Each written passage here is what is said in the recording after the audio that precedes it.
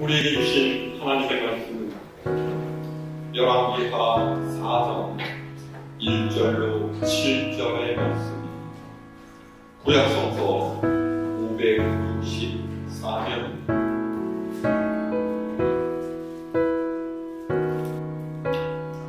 공독하겠습니다.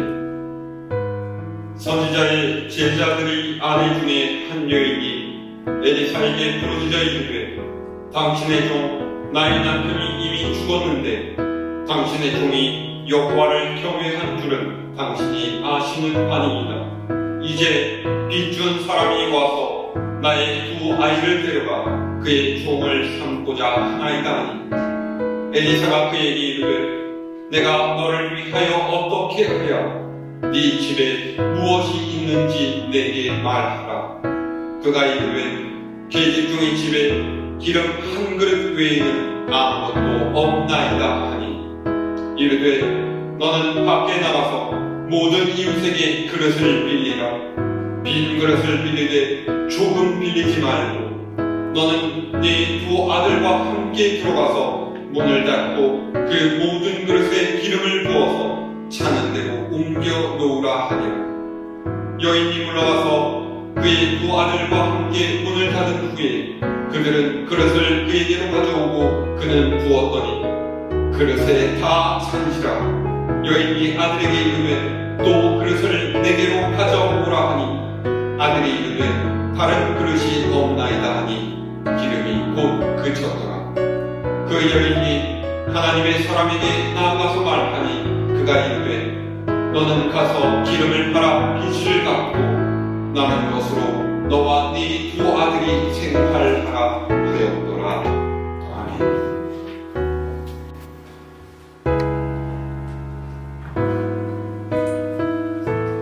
할렐루야. 아멘. 인생은 방해와 같다라는 말이 있습니다. 우리의 인생은 아무런 문제 없이 마냥 평탄한 길을 걷는 것이 아니라는 뜻이죠. 배가 바다에 나가면 어떨 때는 좋은 날씨 가운데 목적지를 향해서 순항하지만 때로는 심한 비바람과 풍랑에 시달리기도 하고 배가 뒤집힐 듯한 위기에 빠질 때도 있습니다. 그렇기 때문에 풍랑을 만나는가 안 만나는가가 중요한 문제가 아니라 만난 풍랑을 어떻게 극복해 나가는가가 중요합니다. 더 중요한 것은요, 언제 어디서 어떤 풍랑을 만나더라도 대처할 수 있는 준비를 하는 것입니다. 진실하고 성실한 인격을 형성하고 흔들림 없는 굳센 의지를 가지는 것, 다양한 지식과 경험을 쌓고 전문적인 기술을 갖추거나 도움이 될 만한 대비책을 마련해두거나 인맥을 쌓는 것들이 이런 인생의 풍랑에 대처하는 사람의 준비입니다. 그러나 이 모든 일보다 훨씬 더 중요하고 또 훨씬 더 필요한 것이 있습니다. 그것은 사람의 인생을 주도해 가시는 생사화복을 주관하시는 하나님을 알고 그분께 인생 전체를 맡기는 믿음입니다. 한 여인이 엘리사 선지자를 찾아와서 하소연을 했습니다. 그녀의 남편은 엘리사 선지자의 제자가 되어서 공부를 하다가 그만 일찍 세상을 떠나고 말았습니다. 게다가 재산을 남겨놓기는커녕 갚을 수 없는 빚만 잔뜩 남겨놨습니다. 믿고 기댈 수 있는 남편이 죽은 여인에게 바라볼 수 있는 희망은 남은 두 아들밖에 없었습니다. 이 아들들이 잘 자라가면 훗날에 기울어진 집안을 일으켜 세울 것이라는 그런 기대를 했을 것입니다. 비록 지금은 힘들고 어렵지만 셋이 힘을 합쳐서 어려움을 견디며 살다가 보면은 이 삶에도 볕이 들 때가 있으려니 스스로를 위로하면서 사는 것이죠. 그런데 얼마 지나지 않아서 다른 불행이 이 여인을 덮쳤습니다. 빚쟁이가 찾아와서 당장 빚을 갚지 못하면은 여인의 두 아들을 종으로 삼아서 데려가겠다라고 하는 겁니다. 그야말로 산 넘어 산이고 갈수록 태산입니다. 어머니로서 자식을 빼앗긴다는 것은 도저히 견딜 수 없는 고통이기 때문에 몇 날 며칠을 고민하면서 밤을 새웠을 것입니다. 죽은 남편을 원망하기도 했고 빚쟁이를 미워하기도 하고 세상을 탓하기도 하고 그냥 확 죽어버릴까 그런 생각도 해보았겠죠. 그러나 그 어느 것도 이 불행의 풍랑을 잠재우는 데에는 전혀 도움이 되지 못했습니다.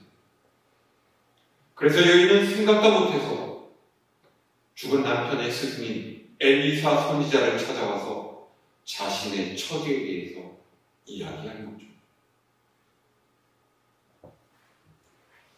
이 여인의 입장을 우리 공감할 수 있지 않습니다.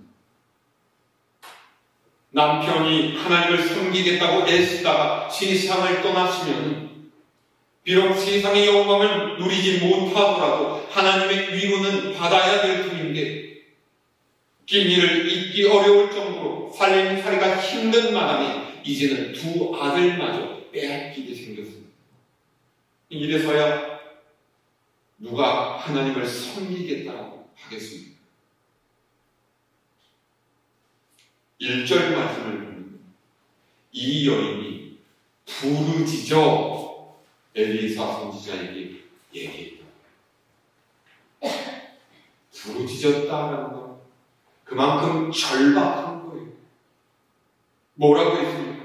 선지자여, 당신의 제자인 내 남편이 하나님을 경외하면서 살지 않았습니까? 당신도 그 사실을 아시지 않습니까? 우리가 다른 이들처럼 세상을 따라서 부유하게 사는 것을 포기하고서 하나님을 섬기는 삶을 살아왔는데 이게 어떻게 되는 것입니까? 죽은 남편을 봐서라도 하나님께서 우리를 도와주셔야 되지 않겠습니까? 그런데 이제는 빚쟁이가 와서 내 두 아들을 빼앗아서 종을 삼는다.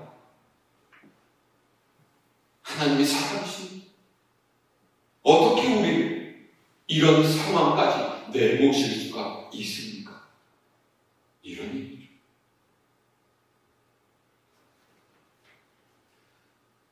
이 말을 듣고서 엘리사 선지자가 얼마나 당황했을지 상상할 수가 있습니다. 얼마나 민망했겠어요. 그리고 아마 마음속으로는 이렇게 생각했을지도 모릅니다. 아니, 그걸 왜 나한테 말하는 것입니까? 하나님한테 호소해야지. 내가 하나님도 아닌데 내가 뭘 어떻게 하겠어요? 그런데 이 상황에서 엘리사가 이렇게 얘기했다면 아마 큰 문제가 일어났을 것입니다. 엘리사는 여인의 하소연을 들어주고 원망을 들어줘야 될 필요가 있습니다. 만약에 엘리사가 이 시점에서 거기에 대해서 나는 책임이 없습니다. 내가 책임질 일이 아닙니다. 그렇게 뒷짐진 채로 등을 돌렸다면 이 여인은 완전히 실족하고 하나님을 향한 믿음을 영원히 잃어버렸을지도 모릅니다. 그래서 엘리사 선지자는 이 여인을 도와줍니다. 우리가 눈여겨볼 것은요, 엘리사가 그저 물질적인 얼마만의 지원을 하는 것으로 이 여인을 돕지 않았다라는 점입니다. 사실 쉽게 이를 수습하려면 형편에 도움이 될 만한 약간의 돈을 넣은 봉투를 주어주면서 아유, 차마 안 됐습니다. 얼마 안 되지만 이것이 도움이 되었으면 좋겠습니다. 그렇게 인사치레했으면 끝났을지도 모릅니다. 그런데 엘리사는 그렇게 하지 않았죠. 왜였을까요? 그것이 하나님의 뜻, 하나님의 방법이 아니라고 믿었기 때문입니다. 이 여인은 이미 세상의 무자비한 힘 앞에 거의 무릎을 꿇고 있었습니다. 하나님을 향한 믿음은 거의 원망으로 바뀌어가고 있었습니다.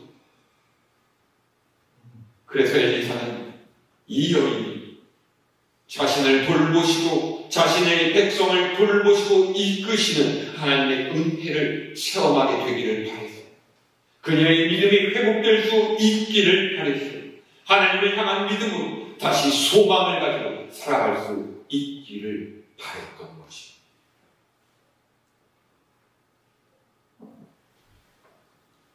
엘리사 선지자가 여인에게 물어요. 네 집에 무엇이 있니? 질문이 참 특이하지 않습니까? 네게 필요한 것이 무엇이냐? 네가 원하는 것이 무엇이냐? 모자란 것이 무엇이냐? 당장 채워야 할 것이 무엇이냐? 라고 묻지 않고 무엇이 있느냐? 라고 물었어요. 아니 빚잔치를 벌이는 집에 뭐가 있겠습니까? 여인이 대답합니다. 기름 한 그릇 외에 아무것도 없습니다.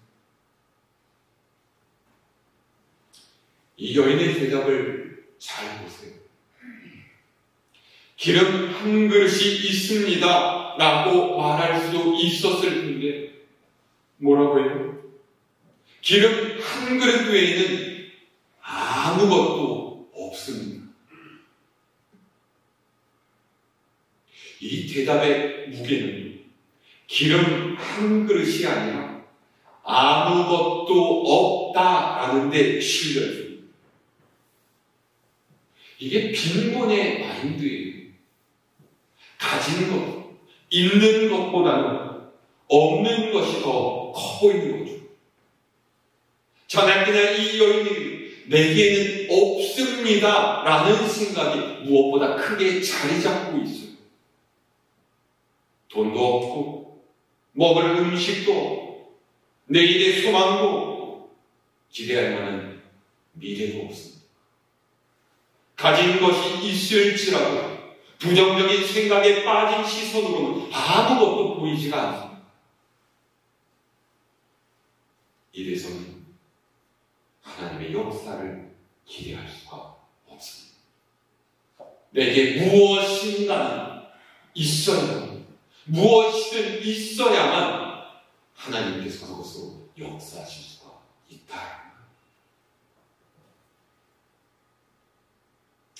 이 여인에게 무엇이 있다고 했어요? 기름 한 그릇. 엘리사 선지자는 그 기름 한 그릇을 이용해서 하나님의 역사를 드러내는 거죠. 자, 우리 3절에서 4절 말씀 같이 읽어볼까요? 3절로 4절의 말씀. 시작. 이르되 너는 밖에 나가서 모든 이웃에게 그릇을 빌리라.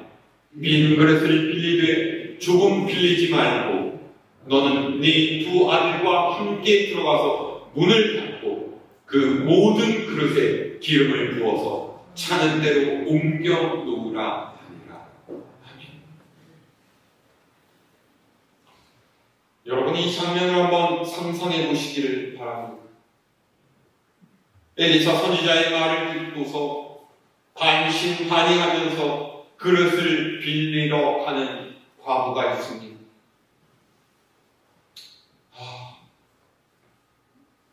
선지자가 말씀하기를 어떻게든 그릇을 많이 빌린 다음에 그 그릇들에다가 있는 기름을 따라서 옮기라고 했는데 과연 그런 일이 일어날 수가 있을까?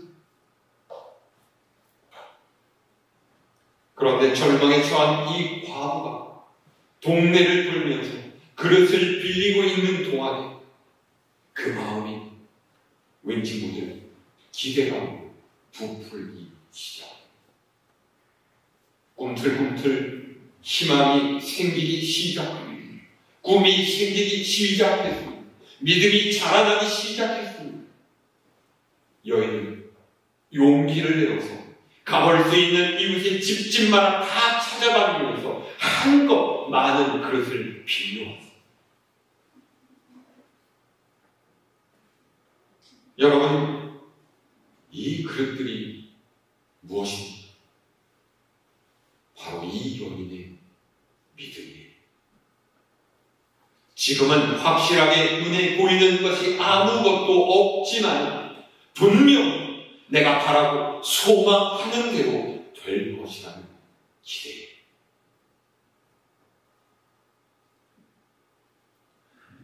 오늘 엘리사 선지자가 이 여인에게 시킨 일을 잘 기억하시기를 바랍니다. 없는 것은 어쩔 수 없습니다. 그러나 내가 가지고 있는 것도 못 볼 만큼 내게 남아있는 것도 보지 못할 정도로 우리 마음이 패배와 낙담의 구렁텅이로 떨어져 있으면 안 됩니다. 엘리사 선지자가 여인에게 하고 싶은 말은 너는 지금 없다 아무것도 없다라고 하지만은 네가 가진 것이 없는 게 아니야. 믿음이 없는 거다. 이렇게 얘기하고 싶습니다. 선지자가 이웃들로부터 그릇을 빌리라고 한 의미가 무엇입니까? 이 여인은 기름 한 그릇밖에는 아무것도 없다라고 하지만 적어도 이 여인의 형편을 이해하고 그녀의 사정을 딱하게 여겨서 그릇을 빌려줄 이웃들이 있었다라는 말. 이 여인이 그릇을 얼마나 몇 개나 빌려왔는지 알 수는 없지만 오늘 7절 말씀을 보십시오. 엘리사 선지자가 뭐라고 말해요? 너는 가서 기름을 팔아 빚을 갚고 남은 것으로 너와 네 두 아들이 생활하라. 그러지 않습니까? 그러니까 빚을 갚고도 남을 만한 기름을 채울 정도의 그릇 숫자는 되었다라는 얘기죠. 다시 말해서 이 여인은 아끼고 믿어주고 사랑하는 이웃이 그 그릇의 숫자만큼은 있었다라는 얘기입니다. 어떻게 하든 그녀를 돕고 위해 주려고 하는 마음을 가진 이웃들이 있었다는 그 과부가 가진 것이 단지 기름 한 그릇밖에 없다라고 말할 수가 있겠습니다.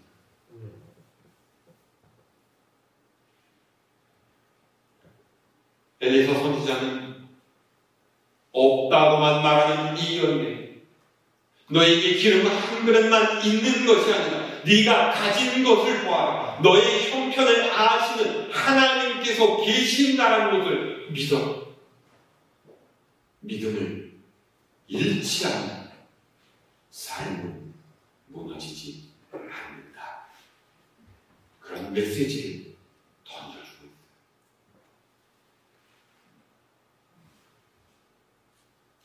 여기서 우리가 주의해야 될 점이 하나 있습니다. 여러분 아마 이 말씀으로 몇 번이고 설교를 들으셨을 겁니다. 그런데 우리나라 많은 목사님들이 이 말씀을 가지고 믿음의 분량만큼 축복받는다. 그릇을 많이 빌려왔으면 더 많은 축복을 받고 그릇을 적게 준비했으면 적게 축복받는다. 그러니까 여러분 크게 믿어라. 큰 믿음을 가져야 성공한다. 이런 식으로 설교하세요. 또 그것을 듣는 많은 교인들이 감격하면서 아멘을 외칩니다. 제가 여기에 대해서 뭐라고 옳다 그르다 말하고 싶지는 않습니다. 근데 중요한 것은 그릇의 개수가 중요한 것이 아니다라는 말이에요. 하나님께서 나의 빈 그릇을 채워주실 수 있는 분이심을 믿는 믿음이 있느냐 없느냐라고 하는 것이 핵심이에요. 그 그릇에 채워주심을 믿고 그릇을 빌리는 행동이 중요한 것이다 라는 말이죠.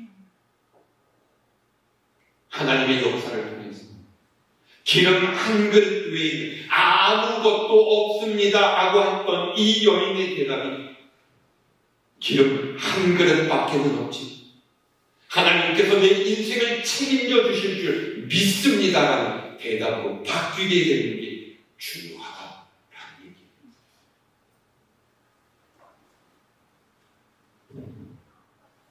하나님께서 마음만 먹으시면 그릇이 10개밖에 안 된다라고 해요.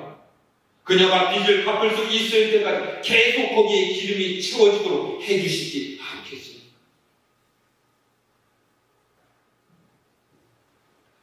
오늘 말씀에서 기억해야 될 것은 아까도 말씀드렸다시피 선지자 엘리사가 여인에게 네게 없는 것이 무엇이냐, 네게 필요한 것이 무엇이냐라고 묻지 않았다는 거예요. 도리어 네게 있는 것이 무엇이냐라고 물어줘. 우리는 똑같은 질문을 마가복음 6장에서 찾아볼 수가 있습니다. 신약 성서 마가복음 6장에 오병이어의 기적이 기록되어 있어요. 우리 다 아시지 않습니까? 예수님께서 빈들에서 말씀을 전하시다 보니까 어느덧 날이 저물어가고 있었습니다. 예수님께서는 많은 무리가 배고플 것을 염려해서 제자들에게 먹을 것을 주라고 하시죠. 제자들이 뭐라고 대답합니까? 주님, 아니 우리에게 무슨 돈이 있어서 이 많은 이들을 먹일 수가 있겠습니까? 이들을 다 먹이려면 떡 200데나리온어치를 산다고 해도 모자라겠습니다. 제자들은 불가능하다라고 했습니다. 그럴 수밖에 없는 것입니다. 수천 명이 되는 사람들에게 아무것도 없는 들판에서 먹을 것을 마련해 준다라고 하는 것, 누가 봐도 터무니없는 일처럼 생각되었기 때문이죠.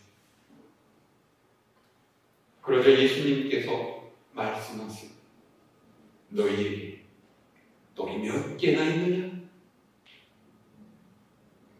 안드레가 살펴보니까 한 어린아이가 도시락을 싸가지고 왔는데 그 안에 보리떡 5개하고 물고기 2마리가 들어있었어요.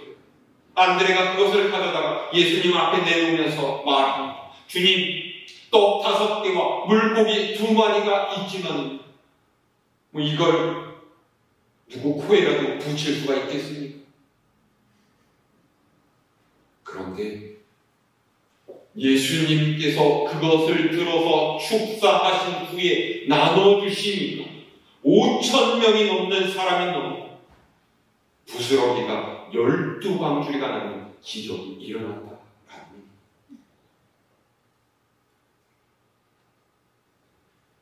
제자들은 안 된다라고 했습니다. 떡 5개와 물고기 2마리 어림도 없는 일이라 했습니다. 그런데 하나님께서 한 어린 아이에게 있는 적은 것을 사용하셔서 역사하시니까 잠깐만 5,000명이 먹어도 남는 기적이 일어난다. 이 기적의 원리가 무엇입니까?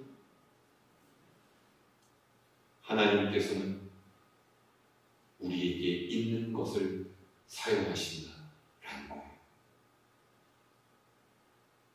그 예수님께서 오늘 우리에게 말씀하십니다. 네게 있는 것이 무엇이냐? 네가 할 줄 아는 것이 무엇이냐?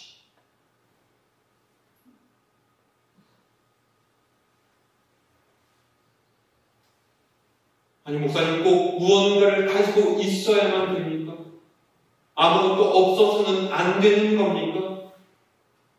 물론 하나님께서는 무에서 유를 창조하시는 분이시고 마른 막대기로부터 새순이 돋게 하시는 분이십니다. 마태복음 25장 한 달란트 받은 자가 주인에게 이렇게 말하죠. 당신은 심지 않은 데서도 해치지 않은 데서 모으는 줄 내가 알고 있었습니다. 네. 하나님께서는 분명 사람이 할 수 없는 일을 하시는 분이시고 능히 모든 일을 이루시는 전지전능하신 분임이 틀림이 없습니다. 그런데 그럼에도 불구하고 하나님께서 우리에게 한 달란트, 두 달란트, 5달란트를 주신 것은 그것을 통해 하나님의 역사를 이루어 가시기 원하시기 때문에 하나님께서는 우리에게 주신 건강을 통해, 우리에게 주신 재능을 통해, 우리에게 주신 재물을 통해, 우리에게 주신 은혜와 사랑을 통해 세상에 그분의 역사를 이루어가기 원하십니다. 주님께서는 지금도 우리에게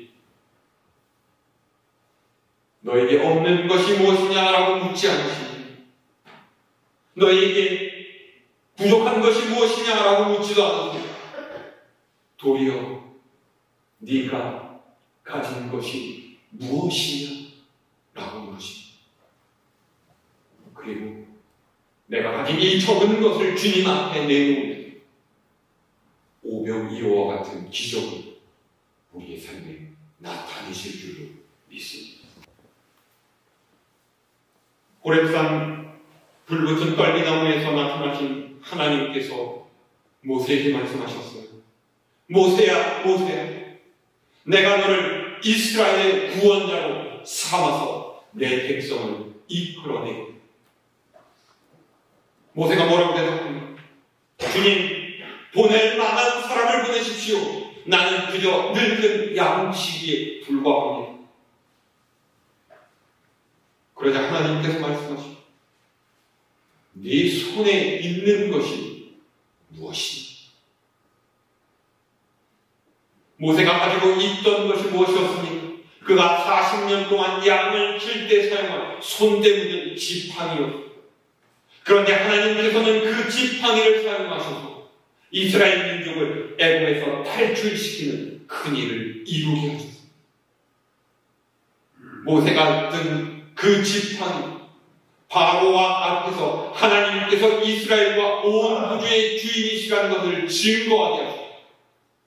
그 지팡이를 들어서 홍해를 가르게 하셨고 그 지팡이로 반석에서 물이 솟게 하셔 그 지팡이로 이스라엘을 이끄는 지도자의 역할을 수행하게 하셨습니다.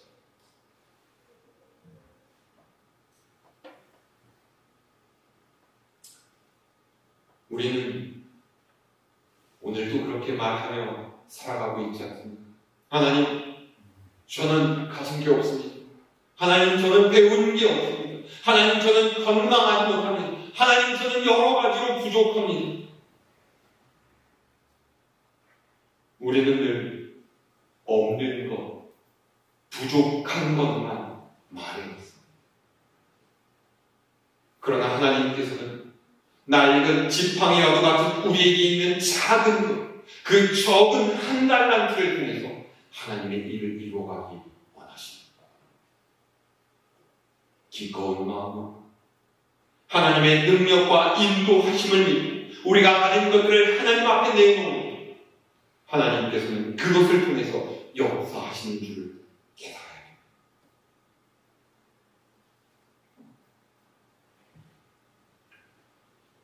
고린도후서 8장 12절은 할 마음만 있으면 있는 대로 받으실 것이요 없는 것은 받지 아니하시리라 말씀합니다.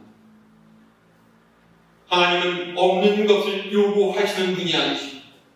그분은 우리에게 있는 우리가 할 줄 아는 것, 우리가 들을 수 있는 것을 요구하시고 그것을 통해서 역사하세요. 그것이 비록 떡 5개, 물고기 2마리처럼 보잘것없는 것일지라도, 기름 한 그릇밖에 안 되는 적은 것일지라도, 손때 묻은 지팡이처럼 하찮은 것일지라도, 우리에게 겨자씨만한 믿음이 있다. 그것을 통해서 산을 옮겨 하나님의 역사가 일어나는 줄로 믿습니다. 산 개가 죽은 사자보다 낫다라고 했습니다. 남에게 있는 큰 재주가 내게 있는 작은 재주가 낫습니다. 남이 가지고 있는 1억보다 내게 있는 10만 원이 더 낫습니다. 내 삶, 내 능력, 내 달란트를 귀하게 여기고 그것을 믿음으로 주님 앞에 내어놓는 하나님께서 우리의 삶에 놀라운 역사를 이루실 줄 믿습니다. 사랑하는 여러분, 여러분의 믿음의 눈을 떠서 말씀에 순종하는 행동으로 살아계신 하나님의 역사를 체험하시기를 바랍니다. 없는 것 때문에 걱정하고 근심하지 말고 내게 있는 것을 보시기를 바랍니다. 여러분, 지금 없다고 생각하시는 것이 무엇입니까? 부족한 것이 무엇입니까? 사랑이 없습니까? 돈이 없습니까? 소망이 없습니까? 건강이 없습니까? 오늘도 하나님께서 우리에게 물으십니다. 내게 있는 것이 무엇입니까? 네가 잘 할 수 있는 것이 무엇입니까? 내가 나에게 줄 수 있는 것이 무엇입니까? 여러분, 어떤 대답을 하시겠습니까? 우리가 믿음으로 하나님 앞으로 나아갈 때 하나님께서는 불가능을 가능, 절망을 소망, 궁핍을 풍부로, 멸망을 영생으로 바꾸실 줄 믿습니다. 하나님, 내가 어려움과 부족함 속에서 하나님을 바라보며 기도하며 하나님의 말씀을 믿고 순종하며 하나님의 역사를 기대하면서 나아갑니다. 내 삶에 역사해 주십시오. 이 기도가 우리 모두의 기도가 될 수 있기를 바랍니다. 날마다 흔들림 없는 굳센 믿음을 가지고 하나님의 이 놀라운 역사를 체험하는 갈보리교회 모든 성도님들 되시기를 우리 주님의 이름으로 축원합니다. 기도하겠습니다.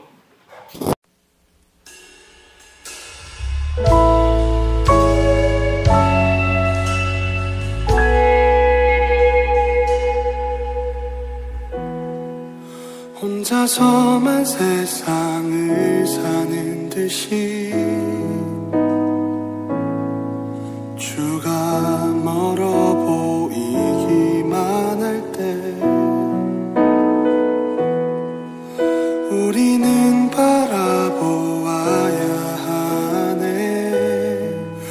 우리에게 오셨던 그 주님을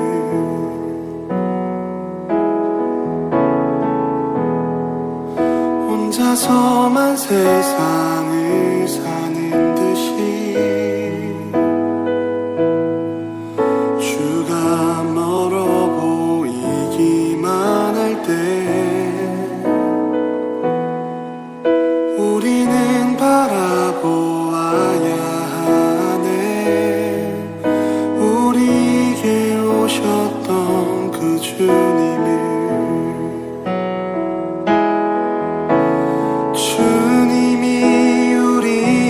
아픈 마음을 아시네. 가까이서 우리의 아픔에 공감하시네. 우리 가운데 찾아오셨던 그 주님이 우리의 모든 상황에 공감하시네.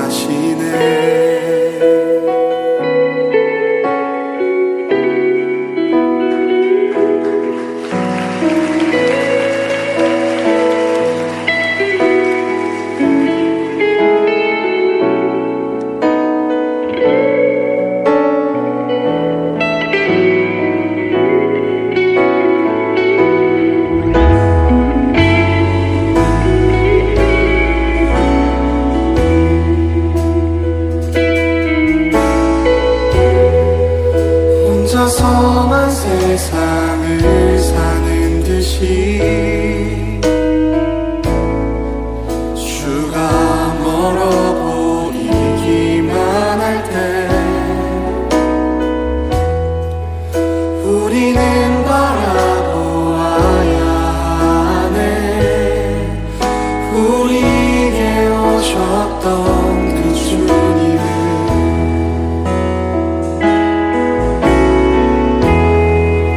혼자서만 세상을 사는 듯이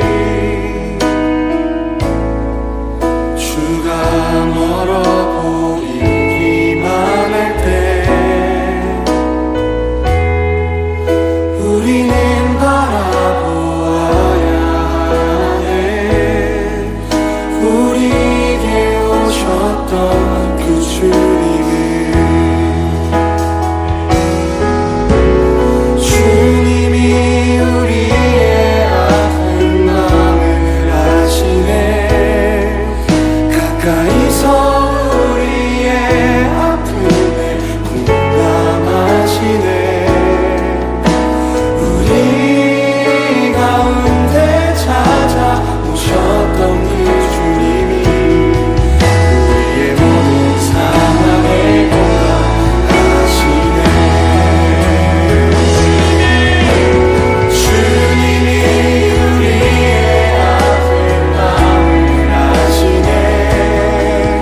가까이서 우리의 아픔에 공감하시네. 우리 가운데 찾아오셨던 그 주님이 우리의 모든 상황에 공감하시네.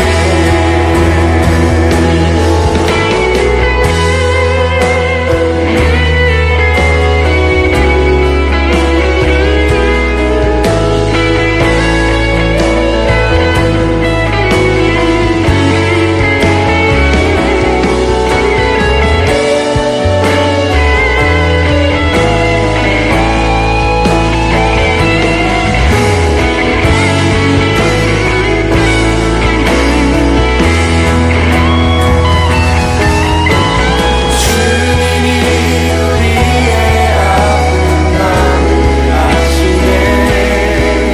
가까이서 우리의 아픔을 공감하시네. 우리 가운데 찾아오셨던 그 주님이 우리의 모든 상황에 공감하시네. 다시 한번 주님이 우리의 아픈 마음을 아시네. 가까이서 우리의 아픔을 공감하시네. 우리 가운데 찾아오셨던 그 주님이 우리의 모든 상황에 공감하시네.